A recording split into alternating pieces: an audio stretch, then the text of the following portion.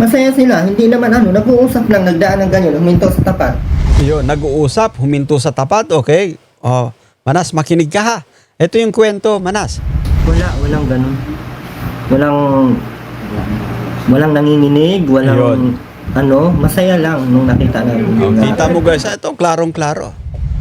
Sobra na din yung sinabi ni Red Sin, sobra yun. Ayun. Anyway, I believe, I agree. Na kapag ito nagkwento si Manas, guys, no yan. Kagaya ng kanyang mga pinaggagawa, nung kasagsagan ng kanilang mga pasabog, grabe, matindi, talagang inilulubog nila ng todo itong si Kalingap Edo, guys, no yan. Yung mga sinasabi niyang dinala sa liblib na lugar, guys, no yan. Pero sa kwento dati ni Erwin, kumbaga nandun pa rin yung sweetness, pagdating dito kay Manas, pinalala yung kwento. Horror, may mga matinding ganap na di umano tumatakbo, kabado, nininervyos, muntik pang masagasaan. Hindi naman yun, wala namang nangyayaring nanginginig ng Ayun. habulan. Walang nangyayaring ganun. Eto, malinaw to ha guys, no, kasi sa live ni Manas, no, nabanggit niya doon. Guys, di na natin nakuha yung video clip, pero malinaw na malinaw yung kanyang pakakabanggit doon na kumbaga, tumatakbo, nanginginig, takot na takot, muntik pang masagasaan ng sasakyan. Hey, what's up guys? Welcome back again sa ating munting YouTube channel. This is Jason Albasan, isang mapagpalang araw para sa ating lahat. Kamusta po sila? Kamusta ang buong pamilya? Naway nasa mabuti silang kalagayan guys sa mga oras na ito. Pinasinungalingan. Guys, no yan. Kinontra ni Erwin TV yung naging statement ni Manas.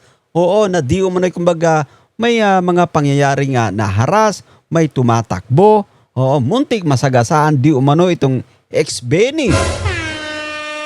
Guys, no yan. Ito yung ating bibigyan ng reaction for today's vlog. Sa mga hindi nakakasubaybay, no? Kumbaga yung istoryang ito ay nagmula doon sa kumbaga buntis issue na itinapik guys ni Erwin TV. So medyo kumbaga lumala yung istorya. Lumalaot na sa pagkakataong ito. Ito yung bibigyan natin ng reaction for today's vlog. Pero bago tayo magtuloy-tuloy sa ating pagre-reaction, sa mga bago pa lang sa ating munting YouTube channel, make sure na mag-subscribe, i-hit ang notification bell para ma-notify ka sa mga update. So eto na nga, samahan yung manood, mag-react and feel free na mag-iwan po ng inyong mga komento. Here we go. So yun na nga guys, yan, bago tayo magtuloy-tuloy doon sa video clip, no, sa live stream ni Erwin, panoorin muna natin itong si Manas. Kasi yung kanyang mga kinukwento rito ay matindi. Talagang kapag ito nagkwento, muling kumbaga sa kanyang kwento rito, no, parang nadidiin, kumbaga na may kasalanan, no, itong si Kalingap Eds. Guys, the way magkwento itong si Manas, but of course, yung dalawang sponsor din. Kaya nga kumbaga usap-usapan actually, no, na di umano ay na-set up, guys, no, set up yung kumbaga pagkikita. Ituloy na natin ito. I-play na natin ito. Nakakulo ng dugo, Red Sin. Oo nga, nakakulo talaga ng dugo. Bakit? Alam mo, umiiyak yung dalaga natin. Ayan, ito sinasabi po natin, no? Umiiyak daw yung dalaga dito sa kwento ni Manas.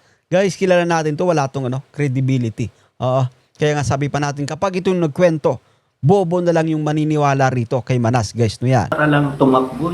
Muntik pang masagasaan ka. Ito, muntik masagasaan, no? Mamaya malalaman natin kung ano yung reaction ni Erwin. Kung ano yung kanyang sasabihin. Katatakbo kasi, siyempre may trauma baga. May trauma. Anyway, guys, kilala natin yung taong ito, no? Si Manas at si King, no? Kumbaga, sila talaga yung nagpalala ng sitwasyon sa kanilang mga naging bulong, kung bakit kumbaga nababash din itong dalaga, guys, na pag-uusapan. Anyway, tsaka yung paghuhulog nila kay Kalingap Edo, guys, to yan, no? Yung matinding pambabalahura, pambabastos na din, guys, ay talagang kumbaga hindi katanggap-tanggap. Sa pagkakataong ito, nagsasalita siya, na di umano may tumatakbo, muntik masagasaan. Guys, no yan, yung ex-angel. May trauma na. May trauma. Kaya akala nila siguro, hindi totoo yung mga nangyayari dito. Ewan ko kung sponsor ba to o nagpapanggap lang sila o Okay. daluyan lang naman ito ata. Hindi naman talaga ito ano. Pero yung isa daw, sponsor daw yun. Okay, so may tinutukoy dito, no, dalawang sponsors or dalawang babae na di umano, isa dito ay sponsor. Okay. So, anyway, ang haba ng live na ito ni Manas, guys. No? Pero ayon sa kanyang kwento, kumbaga lumalabas na kumbaga sinet up di umano o ng dalawang sponsor, guys, to yan itong ex-Benny para magkita, no? Sila ex-Benny tsaka itong sila Kalingap Edo. Oo. Ayon ito, guys, no, di umano sa kwento ni Manas, guys, no, ha? Yun ang sabi ni ano. Mm. Oh. Kasi nung paghatid ko kay Viancy kaninang umaga, Okay. iba yung aura niya. Mm. Mukhang may dinaramdam talaga siyang, di ba? Pag bagong ligo ka at naka Okay. Mm. dapat ano mo, fresh ang ano mo. Okay. Nakikita ko sa kanya na hindi maganda ang kanyang ano. Ayun. So eto, guys, yun, no, kumbaga mahaba itong live niya pero kumuha lang tayo ng kumbaga mixing up video clip na kung saan yun na nga, guys, no, matindi yung kanyang mga kwento rito, tumatakbo, guys, to yan, no, takot na takot, guys, muntik masagasaan. Oo. Anyway, i-play na natin itong kay Erwin TV official, guys, ha. Kasi nga kumbaga magandang panuurin ito kesa dito kay Manas. Oh, ay hindi naman ako hindi naman sinungaling yun. Ayun. Parang ginawa na lang nilang ano yun. Pero lumabas din naman ang katotohanan dito. Hindi raw siya kumbaga sinungaling. Oo. Saka hindi naman yun, wala namang nangyayaring nanginginig ng Ayun. habulan. Walang nangyayaring ganun. O eto, malinaw to ha, guys, to yun, no? Kasi sa live ni Manas, no, nabanggit niya doon. Guys, to yan, no? Di na natin nakuha yung video clip. Pero malinaw na malinaw yung kanyang pakakabanggit doon na kumbaga tumatakbo, nanginginig, takot na takot, muntik pang masagasaan ng sasakyan. Oo, eto, pinapasinungalingan ni Erwin TV. Eto, guys, mas mas lihitimo yung statement na to.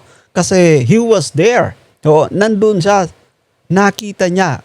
Oo, yung mga pangyayari. Kumbaga nandun siya actually. Ikukwento niya pa, no? Bakit pa niya kumbaga nasabi yung mga ganitong bagay? Oo. Kasi di umano ayon kay Erwin, no, yung napwestuhan na tinambayan nila ay kaharap lang din ng tinatambayan nila. Ito, no, guys, so may nag-comment, Roselski TV, pinasama nila ang kwento. Ibang klase to si Manas. Oo. Sa kwento dati ni Erwin, kumbaga nandun pa rin yung sweetness. Pagdating dito kay Manas, pinalala yung kwento. Horror, oo, may mga matinding ganap na di umano tumatakbo, kabado, nininervyos, muntik pang masagasaan. Anyway, play pa natin to.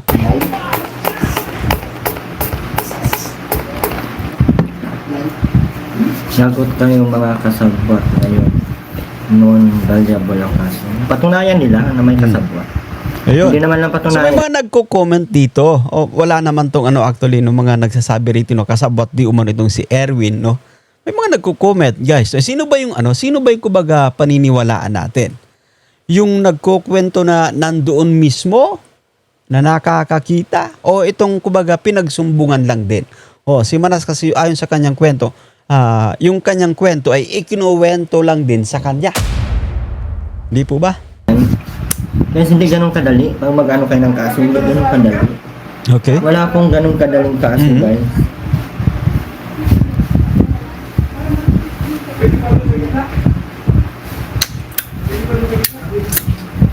So may mga nagko-comment dito na set up daw di umano sabi ni Pulang Uod. Oo, anyway nabanggit niya 'yan, no. Kasi kumbaga ayon kay Manas di umano pakana ng dalawang babae para magkita o itong sila Eds, but of course itong ex-Benny. Yan yung kumbaga ipinapaabot niya. Oo, yan yung ipinapamukha niya sa kanyang kwento doon sa kanyang live. Sobra na din yung sinabi ni Red Sin, sobra yun. Ayun.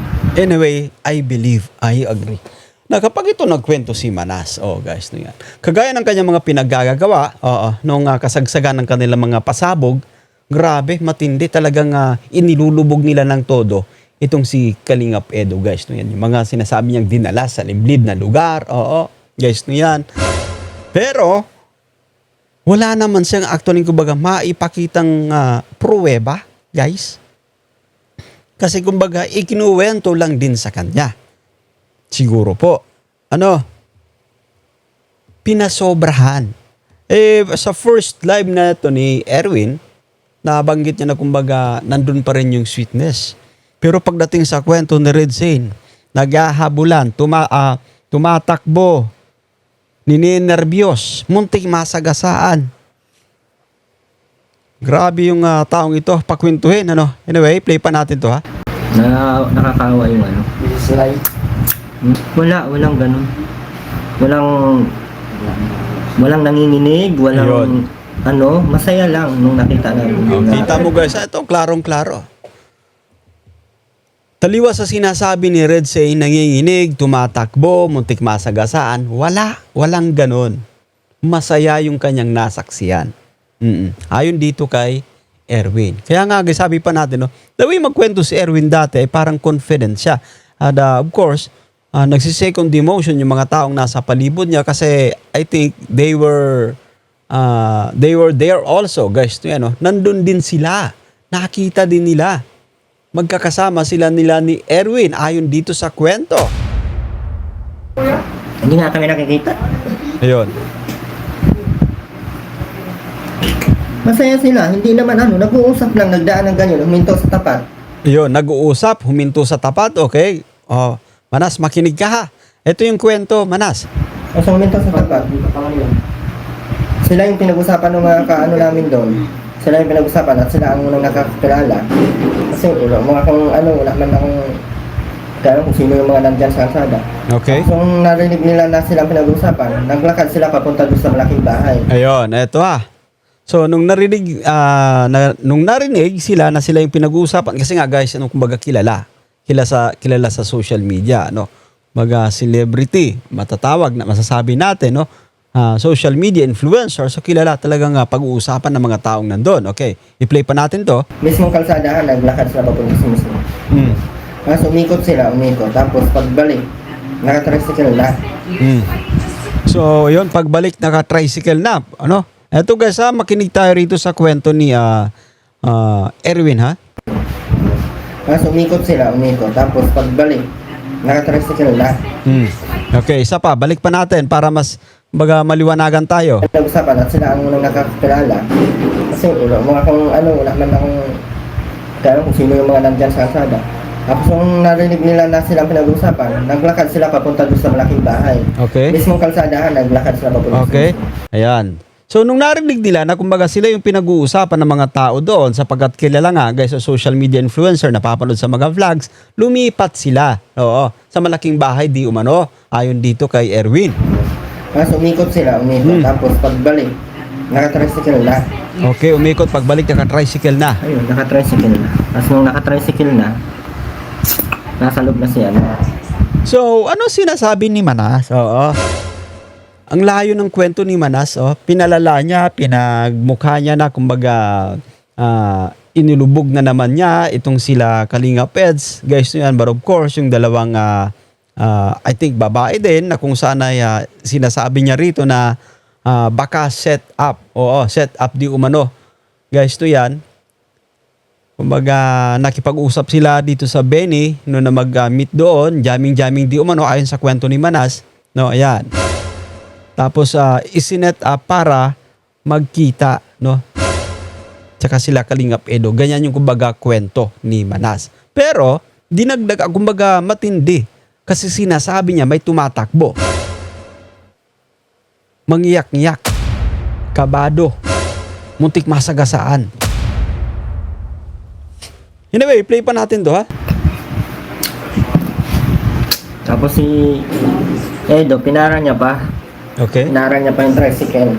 Siguro, kakausapin niya si hihingi siya ng sorry or ano. So, pinara yung tricycle. Oo. Guys, so, pumara pala. Oo, si Kalingap Edo. Tricycle.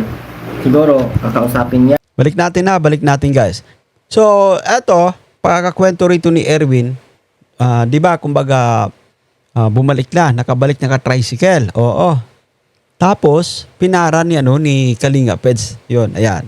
Kaso lang, kumbaga, hindi na yata pinansin dito si Kalinga Pedo. Ayan. Nasa loob na si Tapos si Edo, pinara niya pa. Okay. Pinara niya pa yung tricycle. Okay. Siguro, kakausapin niya si Oo.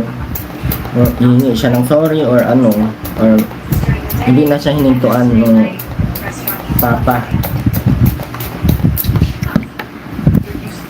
So, ayun, kumbaga, sa pagbalik, naka-tricycle na, tapos nakita ni Kalinga Pedo, sinubukan itong parahin, siguro para kausapin, kaso dire-diretso na, guys. No, yan, eto, base dito sa kwento, no? Kaya nga, pangit naman yung ganun. Parang kinawawa niyo masyado si Kuya Edo. Ayun na nga sinasabi natin, kasi the way magkwento itong si Manas, inilulubog niya itong si Kalinga Pedo sa mga kwento niya. Kasi, kumaga sabi niya, kinawawa niya si Eds, but of course yung dalawang babae din, guys, yung sinasabi nilang kumbaga pumunta doon, na ayon dito kay Banas, tumatakbo si VNB. Oo. Mangyak-ngyak, muntik ng masagasaan. Pero anong rason? Yan yung tanong diyan. Oo. So, base sa, kumbaga, ayon dito kay Manas. Oo. Na kumbaga, traumatized itong si VNB nung makita na nandoon, sila Kalingap Edu, guys. Ayan. So, pinapalabas niya, na every time na kumbaga nakikita or sabihin natin na nagkikita itong si VNB at si Eds, pinapalabas na niya ang sama-sama ni Kalingap Edu talaga. Oo. Kasi ba't niya nasabi na tumatakbo, mangyak-yak, muntik masagasaan, tapos na-traumatize. Oo. Ganyan magkwento, guys, itong si Manas, ha? Okay. Samantalang kahit anong paninira ang ginawa niyo kay Kuya Edo, Ayan. pinipilit ni Kuya Edo protektahan kayo. Dapat naman maging si Viancy. Dapat maging patas si Viancy. Ayun. So, yan yung inaabangan din ng mga viewers. Oo. Ano nga ba yung totoong kwento dyan? Isa sa makakapag bigay ng statement, makakapagpatunay itong ex-Benny. Oo, guys. Kasi sa mga kwento ni Manas, talagang lubog na lubog. Oo. Sila Kalinga Peds. The way magkwento itong si Manas. As well as yung dalawang babae, guys. Matindi itong si Manas, guys. Kilala natin ito. Kung paano niya din, binalahura or sabihin natin na, yun ang yung mga paninira dati, yung kanya mga kwento against Kalingap Edu, guys. Kaya nga sabi natin, excited tayo na mabigyan ito ng love letter ng matuto yung taong ito. Anyway, play pa natin to. Dapat maging patas siya. Hindi naman siya inano ng tao. Sabagay, mahal kasi ni boy si girl, kaya wala tayong magagawa. Anyway, matindi talaga. Ito sinasabi po natin, ganun ka protektodo si Kalinga Peds dito kay VNB. Kaya kumbaga, hindi maalis sa isipan ng ibang mga viewers, guys, na kumbaga, I think nandun pa yung love. Kahit kumbaga, matindi na yung mga nangyayari sa kapaligiran. Nandun pa rin yung kumbaga, I think respeto niya dito sa dalagang ito. Sa explaining. Anyway, guys, kung ako yung tatanungin, sa sino ba yung mas kumbaga mas paniniwalaan mo na istorya? Guys, I am picking Erwin over Pulang Uhod, guys. Mas kumbaga kapanipaniwala yung kwento ni Erwin. Maliban doon sa kumbaga, pero inadmit niya naman na yung patungkol sa buntis issue ay talagang fake news. Pero the way siya magkwento talaga ay mas guys, mas kumbaga paniniwalaan mo yung taong ito over Manas. Okay? Alberto, shoutout po. Hindi madali yung ginagawa ni Edo na panunuyo na Siguro may tama naman sa sinabi ni Rinsen, yung Okay, eto, may tumama naman daw or may tama sa sinabi ni Red Sane. Okay? I-play pa natin to. Ano kaya to, ha? parang naging sit up siya kasi Ayun. hindi pinaalam nung sinamahan ni Beyonce, hindi pinaalam. Okay. So sabi rito, may kumbaga may tama, tumama naman itong si Reggie sa iba niyang sinasabi. Na di umano kumbaga sinet up ng dalawang babae, no? Kasi hindi raw alam. Oo. Hindi alam ni VNB na nandun si Kalinga Edo. Okay, play pa natin, ha? Kasi hindi pinaalam. Hindi pinaalam. Nung sinamahan ni Beyonce, hindi Ayun. pinaalam na nandoon pala naghihintay si Edo. Ayun. O, so, maaaring setup. O, yan. So, pwedeng kumbaga matatawag na setup. No? Yan, o. Pagka ganyan na tawag dito, ay kumbaga hindi alam. Oo. Pero alam nyo guys, no? Yung istorya rito, marami pang kumbaga mga lalabas na kwento. Yung naririnig natin na kwento sa ngayon ay mula kay Erwin at kay Manas. Wala pa tayong naririnig na kwento mula kay ex-Benny, but of course, Kalingap Edo guys, no yan. So, kumbaga, ikinukonsider nila, tinatawag nilang set up kasi di umano ay hindi alam. Oo, walang ideya itong ex-Benny na nandoon daw. Oo, di umano. Sina Kalingap Edo guys, no yan. Siguro yun yung mali. Pero nung gusto nang magpasagasa ni tricycle. Okay. Tulo naman yun. Well, anyway guys, no yan, na kumbaga mahaba-habang kwento ito. Gaya ng nabanggit ko kanina, no? Yung side pa lang ni Erwin TV, ni Manas, yung ating napapanood this time. Pero alam mo, gaya ng nabanggit ko, no, yung kumbaga mas paniwala dito sa mga sinasabi ay itong si Erwin TV. Si Manas, wala siyang credibility in terms sa kumbaga mga kwento-kwento. Kasi kumbaga, eto, sa kwento ni Erwin, nandun yung sweetness. Pagdating sa kay Manas, tumatakbo. Mangyak-yak. Takot na takot. Muntik masagasaan. Grabe, ano? Well, anyway, that's it for today. No, naway nagustuhan nyo guys yung ating pagbibigay ng reaction, ng ating opinion. Mahaba-habang istorya ito, guys. Hindi pa natin naririnig yung opinion ng dalawang babae. Guys, yan. Hindi pa natin naririnig yung statement ng ex-Benny, but most especially yung side ni Kalingap Edo patungkol dito. Na kumbaga magkwento. Guys, yan. So, anyway, darating yung time. Let's just be, kumbaga, patient sa pag-aantay dito. So, yun. Ako po si Jason Albasan. Muli tayo maglalambing, guys, yan. Sa mga bago pa lang sa ating munting YouTube channel, make sure na mag-subscribe. I-hit ang notification bell para ma-notify ka sa mga update. Bye for now. See you guys.